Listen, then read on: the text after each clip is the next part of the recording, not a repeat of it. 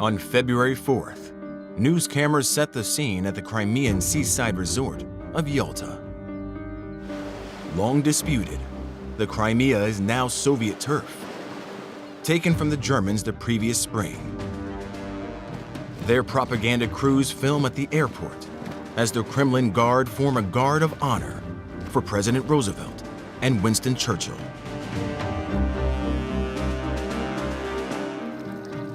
They're meeting with Stalin at the beautiful Livadia Palace, once the summer home of Tsar Nicholas II. Churchill arrives suitably dressed in a fur hat for the occasion. But Roosevelt looks haggard. The aim of the Big Three is to plan for the final defeat of Nazi Germany and the reorganization of Europe. The plan is to divide post-war Germany into 4 occupied zones, administered by American, British, French, and Soviet forces, as will the capital, Berlin. It's an agreement that sows the seeds of further conflict between the Soviets and the West. Stalin gets his control of Eastern Europe confirmed at Yalta. Now, for Churchill, who sees this entire war as being fought over the liberation of Poland, this is a bitter pill indeed. But there's very little the Western Allies can do about Stalin at this point. The Western Allies want to keep Soviet ambitions in check. 2 days after Yalta, they show Stalin their full destructive capability.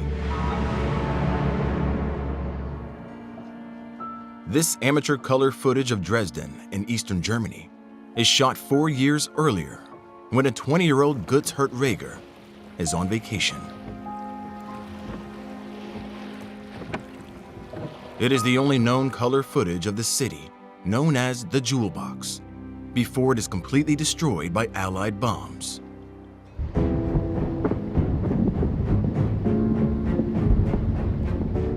The raids start at night on February 13, 1945.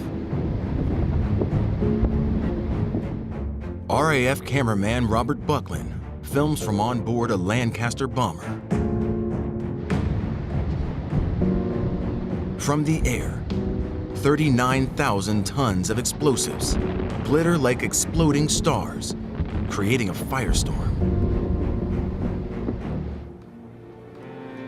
8 square miles of the city are left in ruins. At least 25,000 people die in the firestorm. Many were refugees from the east, fleeing the advancing Red Army.